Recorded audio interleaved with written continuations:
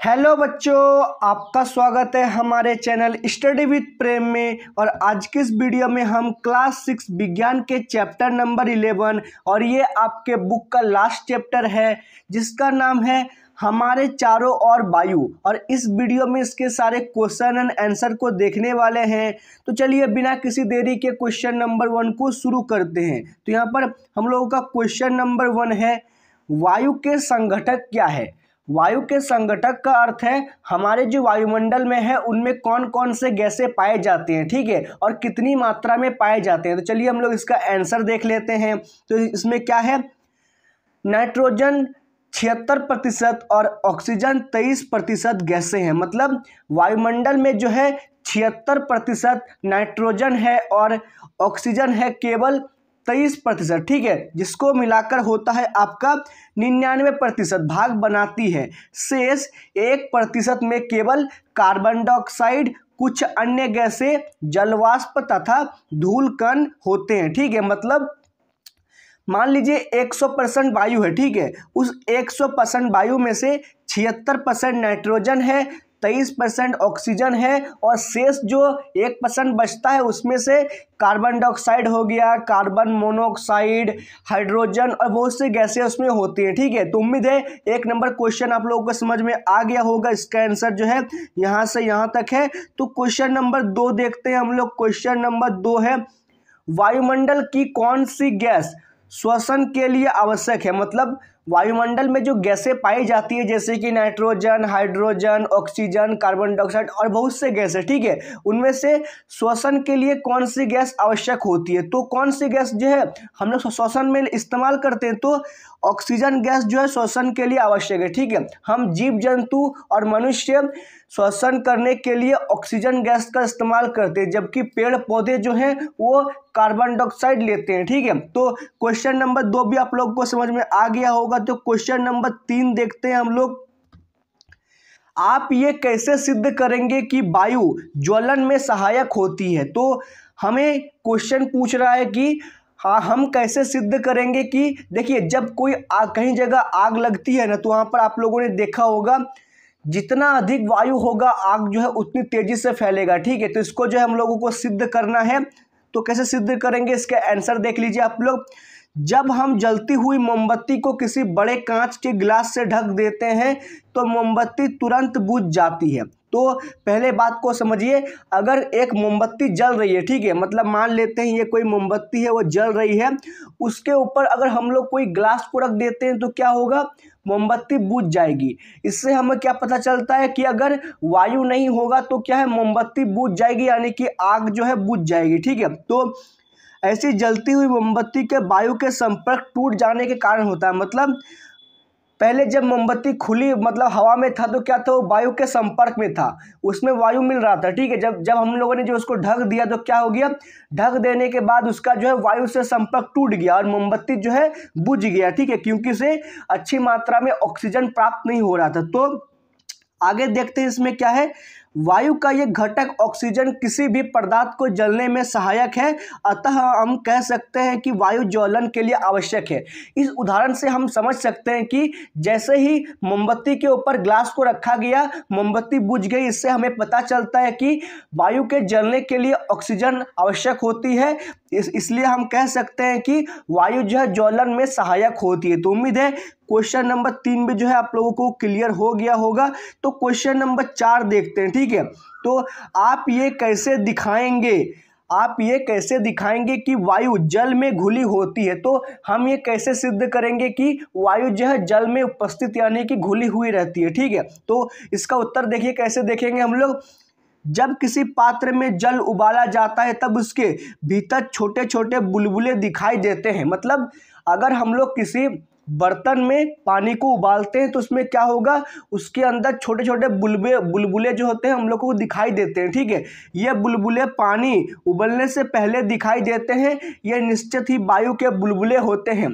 इससे प्रकट होता है कि वायु जल में घुली होती है। मतलब ध्यान से समझिए, अगर हम लोग पानी को गर्म करते हैं तो उसमें जो है शुरू में पानी के बुलबुले होते हैं, ठीक है। उन बुलबुलों में यह निश्चित ही होता है कि वो जो है वायु, मतलब उन बुलबुलों के अंदर वायु हो यानी कि हवा उपस्थित है, ठीक है। और वही हवा जो है पानी उबलने के समय निकलता है। तो उम्मीद करता हूँ क्वेश्चन नंबर 4 भी आप लोगों का क्लियर हो गया होगा।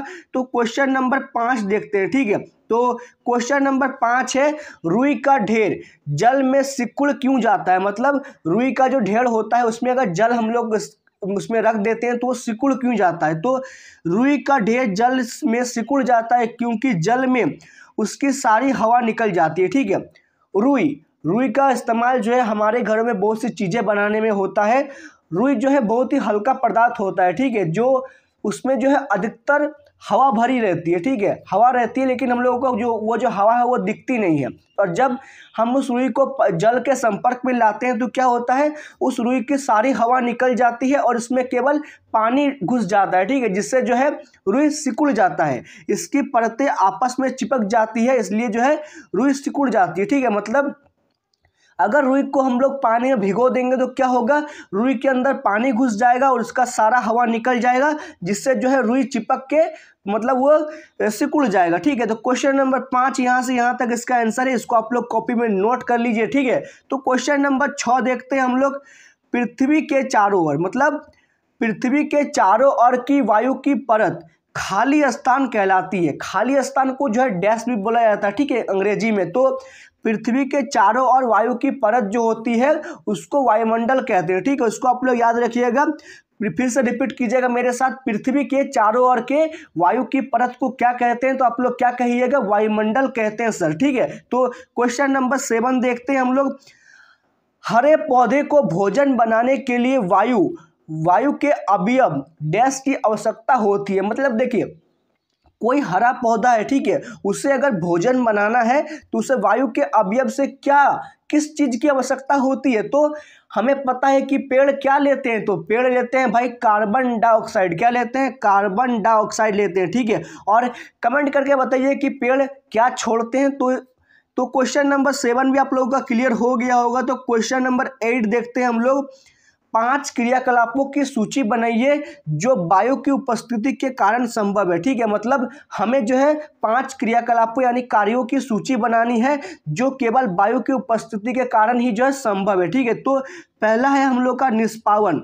निष्पावन जो है मैंने आपको शुरू के क्लासेस में पढ़ाया था। निष्पावन में जो है हम लोग फसल जो होता है ना, धान से जो है हल्के धानों को, मतलब कोई भूसा है, ठीक है, भूसा में धान मिला हुआ है, उसको जो है निष्पावन के द्वारा धान के कणों को अलग किया जाता है। फिर दूसरा है बादल की संरचना। बादल की संरचना होती है वो भी वायु की उपस्थिति में ही होती है। और श्वसन जो है ये मोस्ट इम्पोर्टेंट, सबसे जरूरी है और ये वायु के बिना हो ही नहीं सकता, ठीक है। फिर चौथा है हम लोग का प्रकाश संश्लेषण।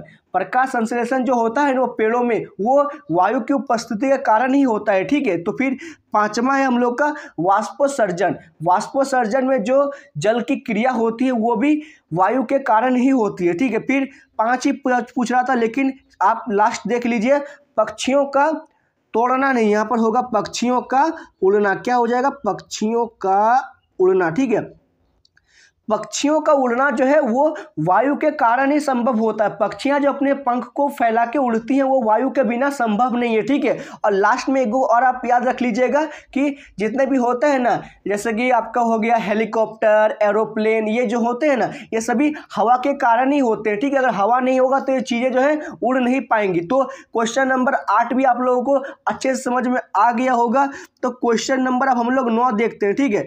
तो क्वेश्चन नंबर 9 है, वायुमंडल में गैसों के आदान प्रदान में पौधे तथा जंतु एक दूसरे की किस प्रकार सहायता करते हैं। मतलब वायुमंडल में जो गैसों का आदान प्रदान होता है उसमें पौधे एवं जंतु एक दूसरे की किस प्रकार मदद करते हैं, तो हम लोगों को ये बताना है। तो इसके उत्तर में क्या लिखेंगे हम लोग, ये देखिए पहले आप लोग।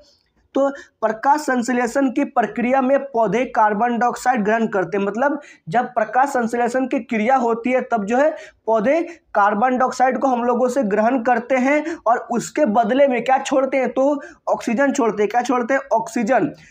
जंतु ऑक्सीजन को श्वसन के रूप में ग्रहण करता है, मतलब जंतु और जो हम लोग जीव है, मनुष्य है, वो जो है ऑक्सीजन को हम लोग ग्रहण करते हैं, अपने सांस में लेते हैं, ठीक है। फिर और कार्बन डाइऑक्साइड को छोड़ते हैं, मतलब हम लोग जो मनुष्य हैं वो ऑक्सीजन को लेते हैं और कार्बन डाइऑक्साइड को छोड़ते हैं, ठीक है। और वही कार्बन डाइऑक्साइड जो होता है ना वो पेड़ पौधे लेता है और उसके बदले हम लोगों को ऑक्सीजन देता है, ठीक है। इसी प्रकार जो है ये प्रक्रिया चलती रहती है, चलती रहती है, चलती रहती है, जो पुनः भोजन के निर्माण के लिए पौधों द्वारा प्रकाश संश्लेषण के लिए इस्तेमाल हो जाती है, ठीक है। मतलब हम लोग जो कार्बन डाइऑक्साइड निकलते हैं वो फिर से भोजन के निर्माण के लिए पौधों में द्वारा इस्तेमाल होकर वो फिर से मतलब उत्पाद बनाता है, ठीक है। फिर लास्ट में यहाँ लिखा है, इस प्रकार वायुमंडल में पौधे और जंतुओं के गैसों के आदान प्रदान एक दूसरे की सहायता करते हैं, मतलब हम लोग जो है पेड़ पौधों की सहायता करते हैं और पेड़ पौधे जो है हम लोगों की सहायता करते हैं, ठीक है।